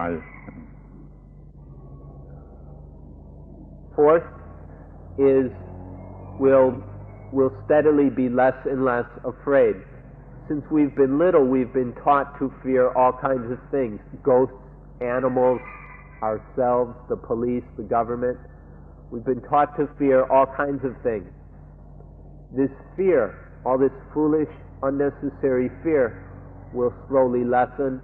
until there is none of it left. 5. ความตื่นเต้นประหลาดใจอัศจรรย์ใจความตื่นเต้นนี่จะลดลงและจะหมดไปจะไปดูกายกรรมอะโครแบทหรือนี่ไม่มีประหลาดไม่มีตื่นเต้นไม่มีอัศจรรย์เป็นเช่นนั่นเองไปโลกพระจันทร์ได้ก็ไม่ตื่นเต้นมันเช่นนั่นเองตามกฎอิทัปปัจจยตาต่อไปนี้ไม่มีความตื่นเต้นอะไร excitation ไม่มีเหลือหรือว่าลดลงกระทั่งไม่มีเหลือจิตไม่ตื่นเต้นไม่มีอะไรสติมูลเลตมันได้นี่ก็เป็นข้อที่5 The fifth point is that there will no longer be anything which can stimulate the mind. There's nothing which can excite and stir up the mind. You can go to watch any kind of show, and it will no longer seem marvelous, fantastic, or strange. All these stimulating, exciting things will no longer have that kind of power and influence over the mind. Even if you went to the moon, it would just seem something absolutely ordinary and natural. It would just be what it is. You would not get all excited and worked up about it. It would just be what it is, the way things are. Something completely natural and ordinary. Or we can say ta. It's just thus, just such, just the such way it is. ที่ข้อที่ 6ไม่มีวิตกกังวลเราไม่ค่อยมีเวลาพักผ่อนจิตมันวิตกกังวลไม่อาจจะเก็บความคิดให้หยุด มันจะเลื่อนลอยไปคิดวิตกกังวลซึ่งทรมานมากซึ่งเป็นเหตุให้เป็นโรคประสาทได้ง่ายวิตกกังวลผมก็ไม่รู้จะวิตกกังวลความคิดไม่หยุดไหลเรื่อยวิตกกังวลนี่จะต้องลดลงและหมดไป The sixth point is there will be less and less anxious thinking, less and less anxiety. We all tend to get caught up in a kind of thinking about something which is very anxious. The mind is stirred up and worried about something. And so it goes on and on and on and on, thinking about something. This kind of thinking is very hot, very disturbing. There is absolutely no peace involved in this kind of anxious thinking. And so this will steadily be abandoned until there is no more of this anxious thinking left to disturb the mind. ความอาลัยอาวรณ์ไม่อาจจะหยุดความคิดในสิ่งที่ล่วงไปแล้วสามีหย่าไปแล้วภรรยาหย่าไปแล้วก็ยังคงคิดถึงอยู่ ยังมีความคิดอะไรเกี่ยวข้องอยู่ก็เรียกอาลัยอาวรณ์อันนี้ต้องลดลงและหายไปความอาลัยอาวรณ์ในสิ่งนั้นต่างๆที่เป็นอดีตล่วงลับไปแล้วก็ยังอาลัยอาวรณ์ไม่มีอาลัยอาวรณ์ Number 6 was something, this anxious thinking is related to the future. Number 7 is its counterpart related to the past. So there will be no more kind of sentimental, melancholy missing of things which have passed away. The past is gone. We often get caught up in thinking about things which have happened, about people we have known, or maybe a wife that has left us, or a boyfriend who has left us, or a puppy that died, or some possession of ours which was stolen. We no longer get caught up in this thinking about past things. This kind of thought, the missing, the aches and sentimental pains of missing things which have occurred in the past. This slows down and then ends. ข้อ 8 ใช่ไหม ครับ ข้อ 8 อิจฉาริษยานี่เป็นโรคที่ร้ายกาจพอเราอิจฉาเขาไม่รู้เรื่องอะไรเลยเรานี่เจ็บปวดเองแล้วเป็นทุกข์เองแล้วผู้ที่เราคิดอิจฉาไม่รู้เรื่องอะไรเลยคนโดยมากไม่อยากจะให้ผู้อื่นดีกว่าตนถ้าเห็นใครจะดีกว่าตนดีเสมอตนก็อิจฉาบางทีก็อิจฉาไอ้คนที่ต่ำกว่าว่ามันจะดีขึ้นมาความอิจฉาริษยาไม่อยากให้ใครได้ดีนี่ก็เป็นสิ่งที่ต้องลดลงแล้วหมดไป Next is the lessening of envy. We often stir ourselves up and burn ourselves with envy of other people. They have something we want, or they're more skillful, or more intelligent, or more beautiful, or who knows what. We make some kind of assumptions about them and are envious of what they have or what they are. This doesn't hurt that other person in the least bit. They're just going along doing what they're doing. But this envy disturbs us to an incredible degree. It keeps us from sleeping at night. It interferes with our natural state of peace and coolness. So this is the eighth thing. This envy is abandoned until there is no left. The mind no longer gets caught up in envy. นี่ความดูหมิ่นผู้อื่นอยากจะยกตัวขึ้นสูงแล้วทำผู้อื่นให้ต่ำลงไปเรียกว่าดูหมิ่นผู้อื่นอันนี้ต้องลดลงและหมดไป The next one is to look down on others, to have a disparaging and insulting attitude towards others, where we raise ourselves up and look down at others and say that they're worse than us, or they're more stupid than us, or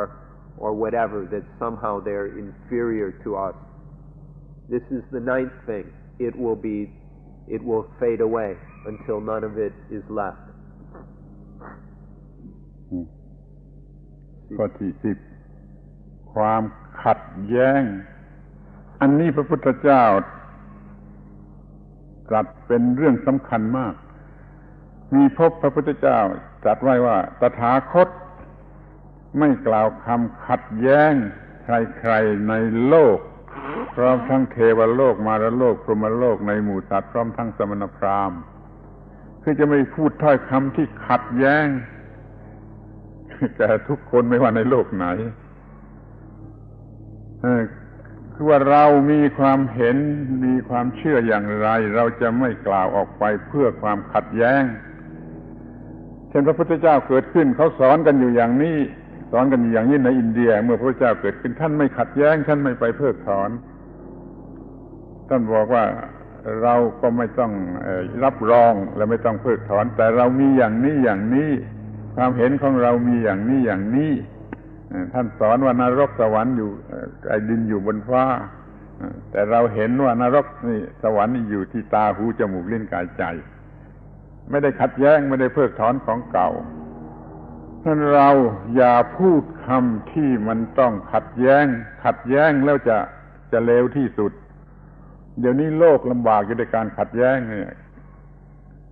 ถ้าไม่มีการขัดแย้งน่าจะไม่มีวิกฤตการณ์ใดๆนั้นเราก็พูดว่าเรามีความคิดอย่างนี้ชอบใจอย่างนี้แต่ไม่ต้องพูดว่าของท่านผิด ของท่านไม่ถูกยังไม่ต้องพูดจะไม่พูดคำซึ่งเป็นเหตุให้ขัดแย้งคำขัดแย้งหรือความคิดขัดแย้งต้องลดลงและหมดไป The 10th one is that we stop criticizing others. We stop getting into a kind of critical arguing. We stop getting into fights with other people. The Buddha himself made very much of this point. He said that the Tathagata, which is how he referred to himself, never says a word which is critical or disparaging of others. The Buddha did not go around saying, you're wrong, he's wrong, I'm right. What the Buddha said instead was that this is how I see it. You may say things differently, but this is the way I see it. He would very forthrightly explain how he saw things in his understanding. And he would do that without any reservations. But he did not do the very defiled act of insulting others, of saying they were wrong, and of criticizing them directly. He did not get into arguments of that sort. For example, the Buddha was often in situations where he was speaking to people in India who believed in the typical views of Brahmanism. Everybody at that time believed in some heavens and hells which existed separate from this world, and which after death the mind or body or whatever would transmigrate, the soul, the Atman would transmigrate to those places. The Buddha would say, okay, you believe in these heavens and hells. We don't. We believe in the heaven and hell which exists here in this body at the eyes, ears, nose, tongue, body, and mind. Our understanding of heaven and hell is here at the eyes, ears, tongue, nose, body, and mind. This is how the Buddha spoke. He didn't accuse the other people of being wrong. He just stated what he saw to be right. So this tendency of ours to accuse others of being wrong, of getting caught up in this criticism of others, this defilement will lessen both our speaking in such a filthy way, and also our thinking in this way will lessen until it disappears. ขอโทษตรงนี้ตอนนี้จะต้องขออภัยอย่าเห็นว่าเป็นพูดร้ายหรือพูดดูหมิ่นหรือพูดอะไรที่จะยกตัวอย่างว่าพระยีซัสคริสต์สอนศาสนาได้เพียง3 ปีก็ถูกฆ่าตายเข้าใจว่าคำพูดของท่านมันเป็นการขัดแย้งท่านจะไม่ใช้วิธีที่ไม่ขัดแย้งแต่จะมีการใช้วิธีที่ขัดแย้งพระยีซัสคริสต์จึงถูกฆ่าตายในเวลา3 ปีแต่ถ้าพระพุทธเจ้าจะไม่มีเรื่องอย่างนั้นนี่พอเป็นความเห็นนะจะยกตัวอย่างที่มันพอจะมองเห็นว่าแม้พระศาสดาก็จะไม่กล่าวคำขัดแย้งกับที่มันเชื่อมันถือกันอยู่ก่อนเพียงแต่จะบอกว่าฉันมีความเห็นอย่างนี้ท่านลองไปคิดดูนี่เป็นตัวอย่างที่ใหญ่โตสำคัญที่สุดว่ามันจะเป็นการก่อศัตรูแล้วก็จะยุ่งยากจะลำบากในการดำเนินชีวิตท่านจงมีคำพูดหรือมีการกระทำที่ไม่ขัดแย้งแต่อาจจะแสดงของเราได้ว่าเรามีความเชื่ออย่างนี้เรามีความเห็นอย่างนี้เนี่ยขอให้ความขัดแย้งลดลงจนหมดไป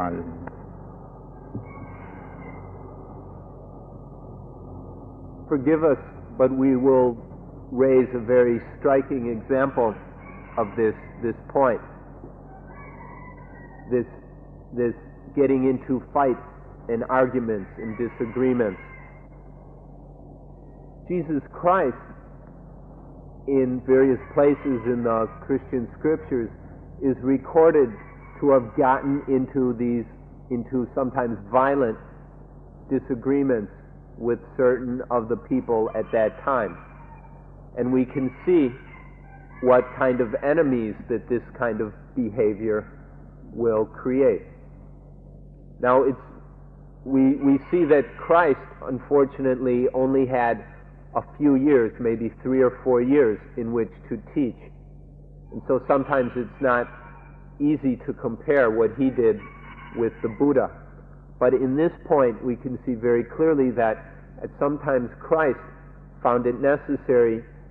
to argue or to get in violent disagreements with others, to directly criticize what they were doing. The Buddha, on the other hand, never did this. He felt that to do so would needlessly cause enmity and create enemies, which he felt was unnecessary. So the Buddha very strongly emphasized that this is something that should never be done. And so even we can see that this example, that the Buddha in all his many, many years of teaching would never tell the other side that they were wrong in order to get into some kind of argument or something. But the Buddha would essentially just say, this is the way things are, and would proclaim the truth. as he saw it. ที่นี่11ครับ ที่ข้อ11 ความหวงซึ่งเข้มข้นจนกลายเป็นความหึงหวงไม่อยากให้มีความเห็นแก่ตัวมากหวงไม่อยากให้ผู้อื่นไม่อยากช่วยผู้อื่นที่เข้มข้นมากจนกระทั่งว่าผัวหึงเมียเมียหึงผัวเป็นปัญหายุ่งยากนี่ความหวงหรือความหึงเหล่านี้ต้องลดลงและหมดไป The 11th is possessiveness, where we cling to something so much as ours that it causes all kinds of problems. The primary example of possessiveness is between husbands and wives. Some husbands are so possessive of their wives that they get very, very upset if their wife goes anywhere without them or talks to another man. And the same thing happens with many women. If their husband comes home late from work, because of their possessiveness, they are very, very distraught and upset because they're worried that their husband is off with someone else. This kind of possessiveness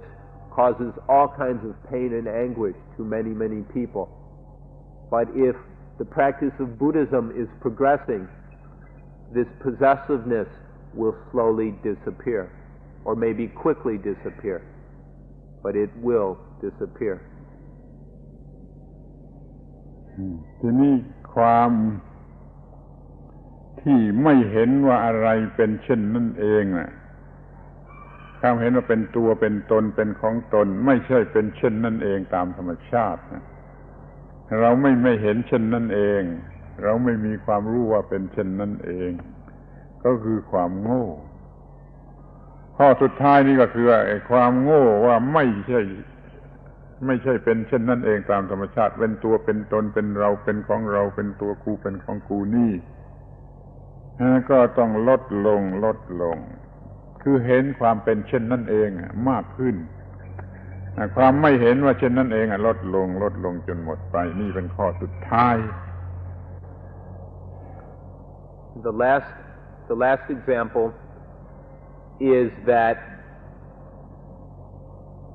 we start letting go of our inability to see tathata. Tathata is to see reality, to see the way things are, to see the suchness of things. Everything is just such. They're not this way or that way, but they're just the thusness or suchness of that thing. Everything is tathata. Our inability to see things as the way they are gets us caught up in ignorance and misunderstanding. We work on the basis of many assumptions and prejudices that things are selves, that they are souls, that they are this way or that way. This misunderstanding, the inability to see tathata, suchness, slowly will disappear, and in its place will grow the steadily increasing perception and awareness of suchness, the suchness of things. This is the 12th of these things which will fade away and disappear with the correct practice. 10 เท่าไหร่นะ 12 ข้อนี้ขอให้จำไว้สำหรับสอบไล่ทดสอบเช็คexamine ตัวเองถ้าว่าไอ้12ข้อนี้ลดลง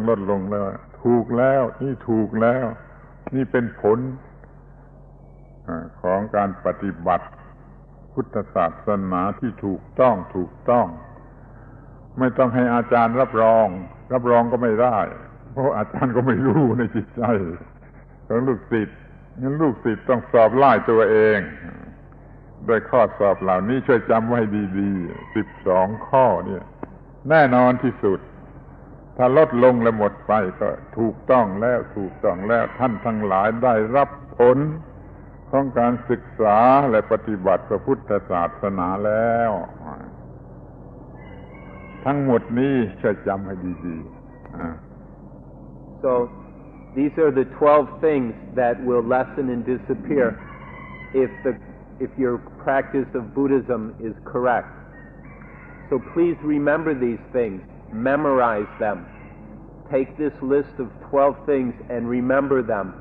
and then you can use them to test yourself. You can examine yourself regularly to see if you are making progress in Buddhism. Are you practicing correctly or not? We don't measure practice in Buddhism by how long we can sit with our legs crossed or how many days we can go without eating or things like this.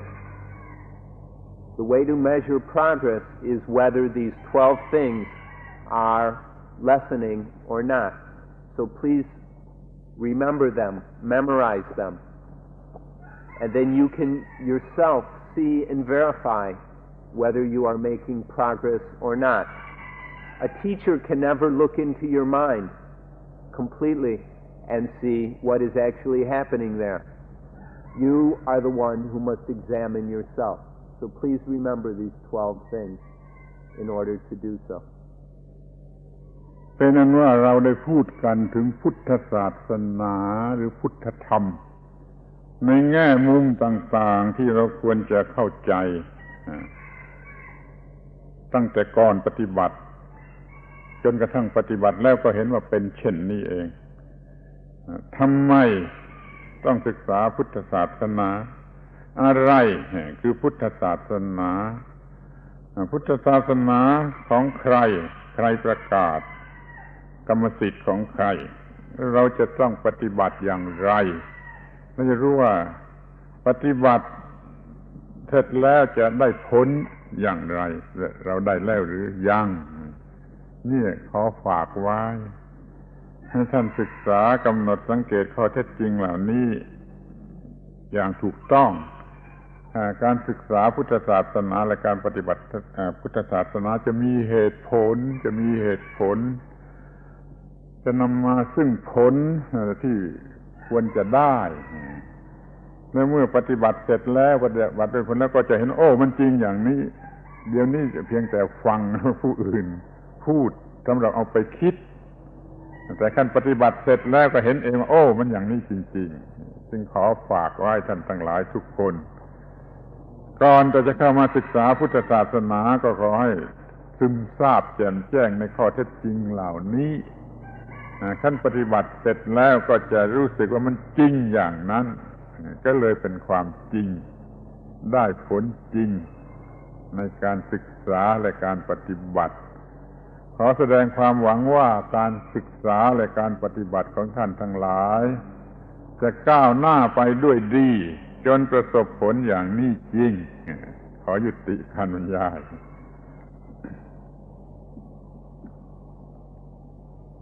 So today we've discussed 5 facts that are very important to the study and practice of Buddhism. We talked about ข้อแรกทำไมอะไรอย่างไรของใครโดยวิธีใด The first one is why we must practice Buddhism. And the second is what is Buddhism. And the third is who does Buddhism belong to? Who is the authority of Buddhism? Fourth is how to practice Buddhism. And 5 are what results will happen through the practice of Buddhism. These are the 5 facts which we've talked about today. So far you've been able to listen to them from somebody else. And we've tried to make them clear for you so that you'll know what Buddhism is about, so that you can go ahead with your study and practice correctly. So at this point, we've just been talking about them, because that's all we can do right here, is talk about them, and then later you can think about them. But after you have practiced these things, you've actually gone through and done these things, then at the end, you will realize, hey, it's true. You will see that these facts are genuinely true. At this point, all you can do is listen and then think about them. But if you actually practice them, if you get down and do the practice that is necessary, then you will realize that this is true. And so this is what you need to know in order to practice Buddhism. We offer them to you. We leave them for you to think about, to consider, and to practice.